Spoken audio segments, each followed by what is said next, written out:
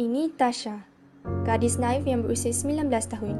Tasha juga sudah mempunyai teman lelaki. Mereka berkenalan melalui laman aplikasi Instagram. Jadi, inilah teman lelaki Tasha. Namanya Hill. Hubungan mereka ini hanya diketahui oleh teman baik Tasha, Olivia. Pada keesokan hari, Tasha pergi ke rumah Hill tanpa pengetahuan ibu bapanya. Hill mengajak Tasha masuk ke dalam rumah dan Tasha hanya bersetuju. Tetapi Tasha tak sedar bahawa tindakan naifnya itu akan mengundang perkara yang tidak baik ke atas dirinya.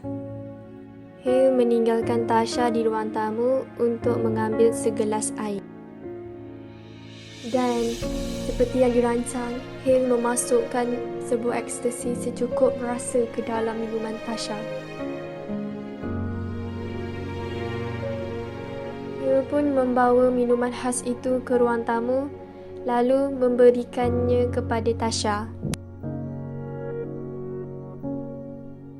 Tanpa mengesyaki apa-apa, Tasha terus minum minuman tersebut. Hill pula hanya memerhati dan tersenyum sinis apabila rancangannya telah berjaya.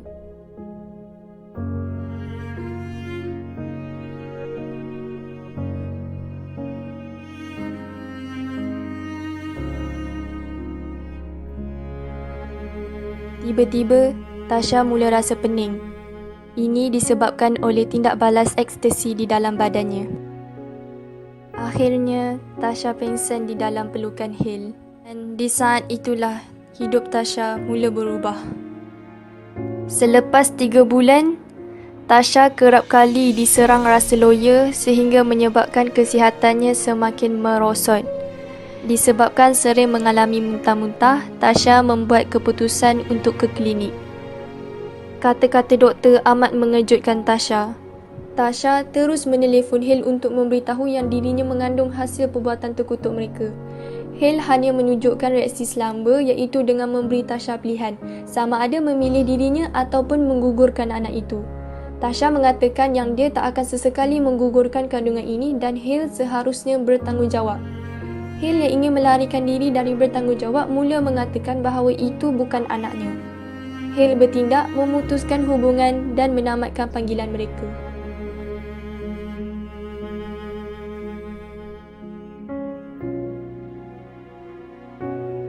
Tasha tidak dapat menghubungi Hill lagi kerana nombornya sudah disekat oleh Hill. Tasha mula resah dan buntu, tidak tahu tindakan apa yang perlu dibuat. Tasha menangis meratapi kebodohannya mempercayai Hill. Sudah jatuh ditimpa tangga. Ibu Tasha menghalau Tasha dari rumah setelah mendapat tahu tentang kandungan Tasha. Ibu Tasha merasakan Tasha seorang anak yang tak guna yang telah menjatuhkan maruah dan nama mereka sekeluarga. Kemudian, Tasha teringat akan perjumpaannya dengan Olivia baru-baru ini. Ketika itu, Tasha menceritakan apa yang berlaku kepada Olivia. Tasha memberitahu yang dia begitu menyesal kerana tidak mendengar kata-kata Olivia. Olivia meminta Tasha untuk banyakkan bersabar. Dia juga sudah menjangka perkara sebegini akan berlaku kerana Tasha terlalu naif dalam perihal cinta alam maya. Bukan dia tidak menghalang mereka daripada bercinta, tetapi Tasha mengatakan yang dia sangat mempercayai Hill.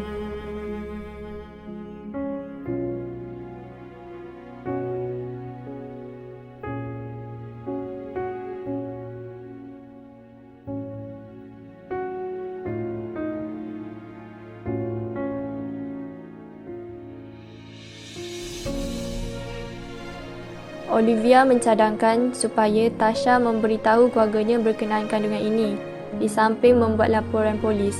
Namun, Tasha enggan membuat laporan kerana masalah yang berlaku sekarang bukan 100% salah Hill. Mereka membuat perbuatan terkutuk itu lebih daripada sekali dan itu atas dasar suka sama suka.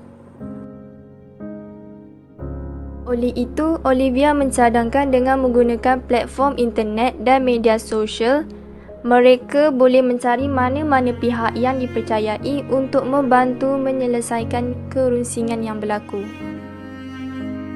Setelah beberapa minit mencari, akhirnya mereka menjumpai platform mengenai klinik kesihatan yang menawarkan sesi kaunseling kepada mereka yang bermasalah.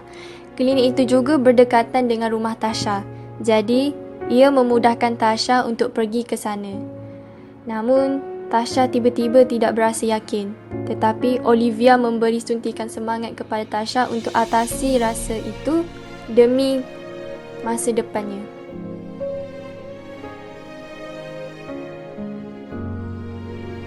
Setelah membuat janji temu dengan kaunselor di klinik tersebut pada 2 hari lepas, Tasha diminta untuk datang ke klinik pada hari ini.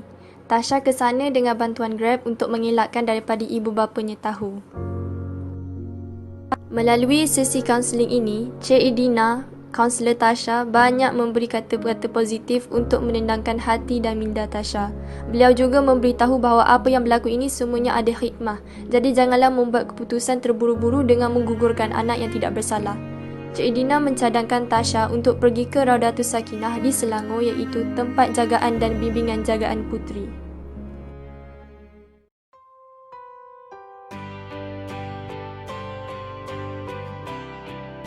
Di Raudatus Sakinah, Tasha akan menjalani program bimbingan selama 15 bulan sebagai seorang pelatih. Tasha akan diberikan kaunseling, motivasi dan ilmu keagamaan supaya Tasha dapat keluar daripada masalah yang membelenggu dan memberi Tasha peluang kedua untuk masa depan yang lebih cerah di dalam kehidupan.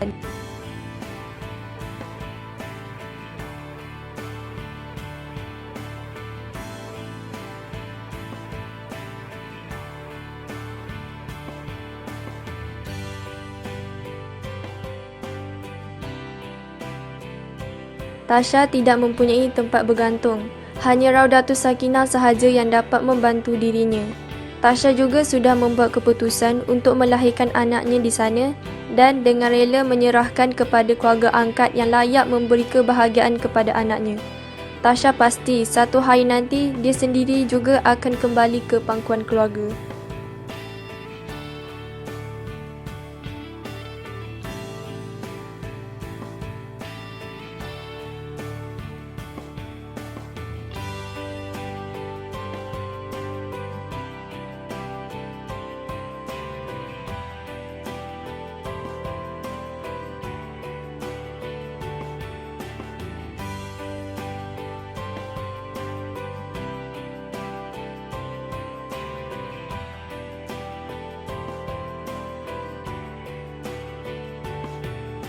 Tasha kini sedar bahawa janganlah mudah terpengaruh dan percaya dengan orang yang baru saja kita kenali kerana kita tidak mengenali hati budi mereka dan latar belakang mereka dengan lebih mendalam.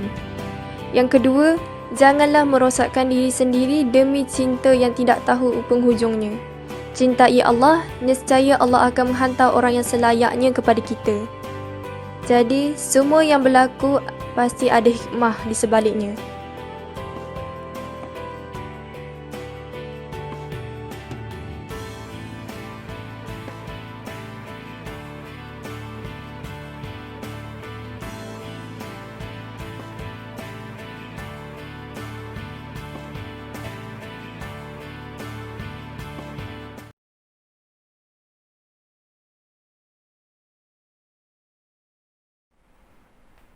Sorry, terbalik.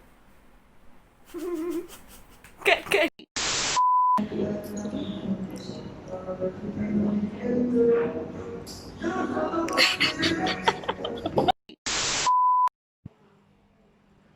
keluar apa. Bodoh. Salah dah boleh lah. Jadi. Ayeng.